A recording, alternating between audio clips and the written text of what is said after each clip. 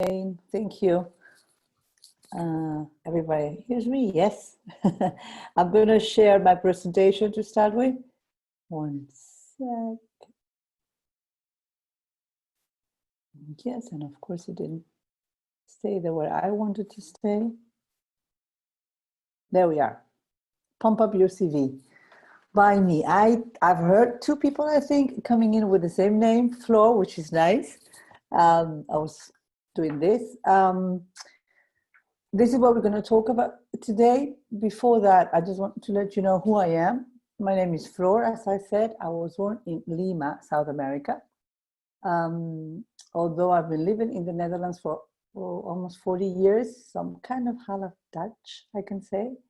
And after 24 years of working full-time for international companies, I decided that I wanted to become a coach. So since 2011, I got my certification and I became a coach, corporate and executive coach. I have my own business, Facing the Change.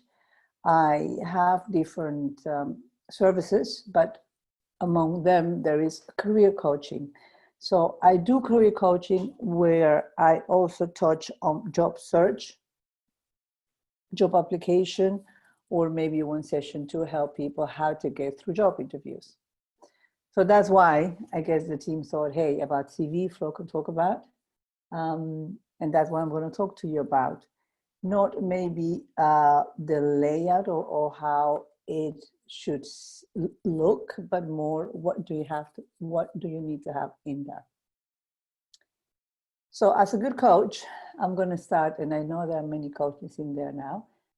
We'll start with the end in mind. So we all say that ACV should show your professional experience, highlight your skills, but what I believe is very important is that you mention who you are and what you're looking for. That is important.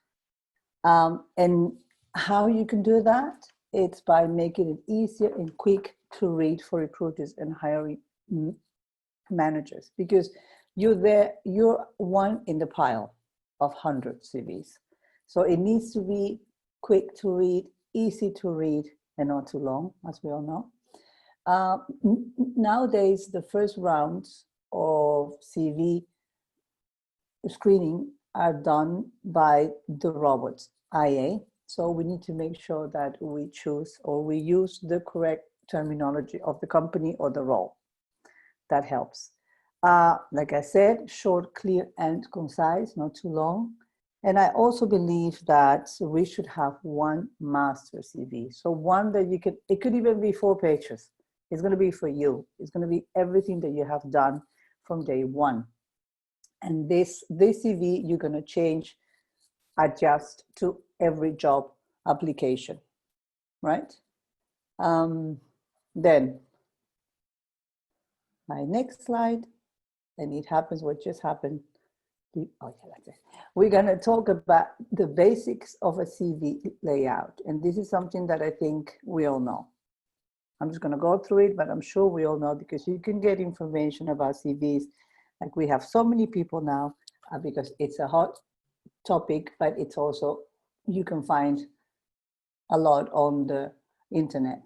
So we said we have to keep everything in the same font. It's really important. It looks neat, it looks structured. And even today, I see CVs where that is not happening. So we also need to have white space between, because it's easy to read. If you want to put a lot of information in 1 or 2 pages, just because you don't want to have more pages, because you can't, it's not going to be easy to read. You need the white in between. The length, 1 page to 1 page, page and a half, I would say that's max. Don't center any of your text. Why? Because if you know that when you look at a piece of paper, your eye will go from left to right. That goes easily. If you have information in the middle, in the center, it's just looking for it and it goes like that. It's not easy to read. Have to remember that the CV is not for you to read. It's like I used to have my CV, will put all the stuff, the headers in the middle, which is very nice. but it's not for me. It's for somebody else who is reading it. And it's picking my CV from hundreds of CVs, right? Don't use, digits. That makes it also easy to read and compare with what you are writing, and keep your format consistent. These are the basics, I believe, and I'm sure you're all doing that, but I just wanted to go through it. Then, this is what I want to talk about, the content, right? This is what I believe, and I have worked with many clients, and I must say I've been successful. They have heard from people, wow, I like the CV, they've got a job, they really like it. To start with, the header. The header is this part. I hope everybody can see it as well. Yeah, it's not too small, but it's okay. So it is your name. It is, if you want to, your role. Like this guy wanted to have his role in there because that's what he wants to be. He wants to be a senior consultant, and that's it, nothing else. So it's fine, but you don't have to. Then you have your LinkedIn URL here, your phone and email. That's all you need. People ask me, what about my picture? Do I need a picture?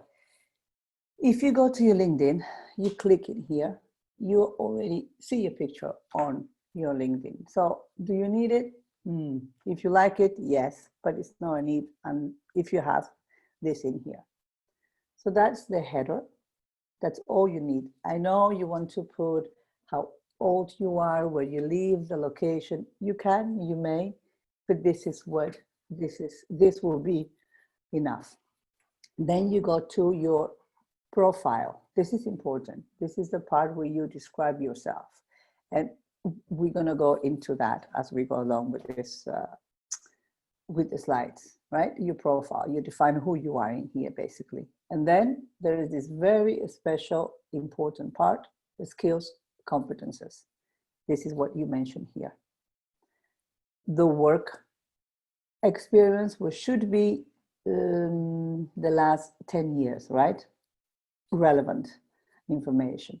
Then there is the professional education, which is, if let's say that I've been working for a company for 15 years, and in those 15 years I've been trained, I've had workshops, I've learned many things, got certification. That's what you want, that section there. And then academic, master degrees, bachelor's, and the last one is visa, additional information, visa, you can write there. You can write hobbies if you want to as well. Please don't put languages in here. Your languages should be here in your skills and competences. Many people put the languages all the way down. I don't know why, because if you speak more than one language, I guess that is pretty good. Okay, so we're gonna go back to this slide as we go through the next sections. Your profile. What does it need? What do you need to write here? You need to write your own story, please. Don't go online and copy paste what somebody else has used, but just tell your own story in your own words. Make sure that you tell who you are. Your soft skills tells who you are actually as a person, not just what you do. The next question, that's when you say, okay, this is my background, this is my expertise, tells what you can do. And then the last is, what do you want? What are you looking for? And the more specific you can be, the better. This is really key to have. This is you. This is how they will actually decide if you are a good fit or not sometimes. But I will come back to the fit in a sec. The next one, go here, yeah, is your skills, competences. This is the section when you can have, like, I think 5 bullet points should be nice if you could have that, or 4, and then 1 languages, where you put all the skills into 1 section. And then again, including language skills. This is one that I took, one that I have in my own CV, I guess, strong communication and interpersonal skills. As I have worked for international companies, that's what I put at that. How do I have that? Because I've worked for very well. So this is one example. When you write this, think about your own strength. Think about the performance reviews that you have had when your manager has said, hey, you're doing this great. You know, think about it, make your own. Now we're going to go back to this part. So by now you have your profile and your skills, competences. By now, somebody who has or who is looking at your CV, by looking at these two sections, they know who you are, who you are basically, you know, what do you do, what are you for, and here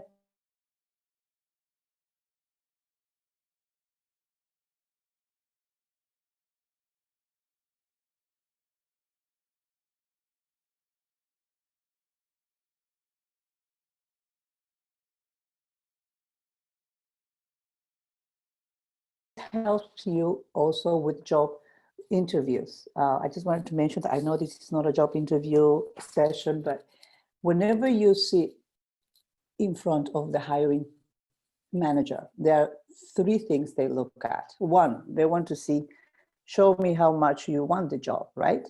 And you can do that. You can prepare, you can look into the company, and then you can say, I want to work for your company. You can do that. The second thing is, can you actually do the job? Are you going to be able to do the job?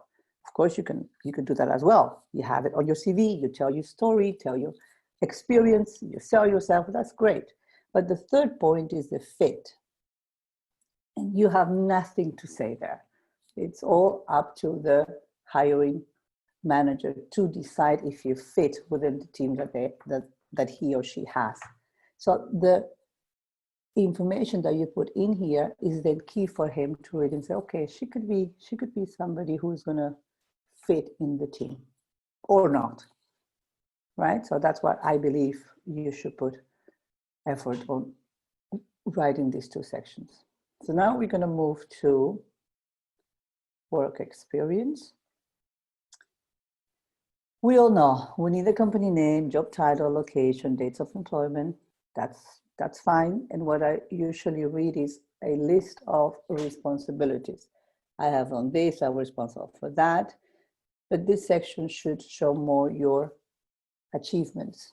Think about, go back to your CV and look at what you have done in, I don't know, Sony or Accenture and see, okay, what it is that I did during this job. What was my achievement? Did I work on something very special that I can tell about? That is what should be in there.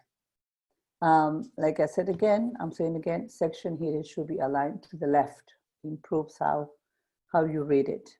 Again, eyes going from the left to the right, so nothing in the middle or just from the left to the right. Put that information in there. Use bullet points. Yes, still bullet points. And maybe you want to be consistent and put per work experience max 4 bullet points, not more. You have to make your work experience like the shorter that you can tell it, the better. And I'm sure you can do it. I've worked with people who can do that as well. You should mention the last 10 years of your working experience. And I get a lot of questions there as well, because it's, yeah, but what if I've worked for the same company for 15 years? Then I'm just showing what, no, but what have you done in those 15 years? You know, try to highlight that. Okay. From the work experience, we move to the education. As I said, professional education is key when you have worked for a company for many years. Think about the trainings that you have done, the certifications, any in-company trainings. I'm sure there's quite a lot that you can write down in there. This is also something that I have to tell people to add. I have many clients who don't have this at all. And this is a good part, because then the hiring person will see, okay, she or he has been there for many years, but look, it's improved because got certification, it's been up, keeping themselves up to date, right? But what's happening. And then of course your academic education, your bachelor, master, degrees that you may have. That's also okay. Needed, should say. And the last one is anything that you want to mention about your visa, your driving license, or even your hobbies. That's basically for me what a CV should have. And as I told you, I have received many feedback saying, okay, this is great because it is what they need to know. And it is, again, 1.5 pages. If we go back, we go back to this one. It may not look very, very nice, very sexy template, right? Because I know many people can make really nice things, but you can do whatever you want, but it's about the content and being consistent on how you write, for example, here on your work experience, you are using the same formatting font, I should say, but you're highlighting in capitals that the role. So then when somebody looks at it, okay, but what did she do? Oh, okay, I can see in capitals the role. You have to make your CV easier to read for somebody else, and not nice to read for you, but for somebody else. It has to be quick. They have 2 seconds to scan, and that's it. So I think I've come to the end of my slides. Let me see, we went through the profile, right? We went to skills, competences, work experience, additional education information. And now we're gonna go to the breakout rooms where we have 2 questions for you there. Okay,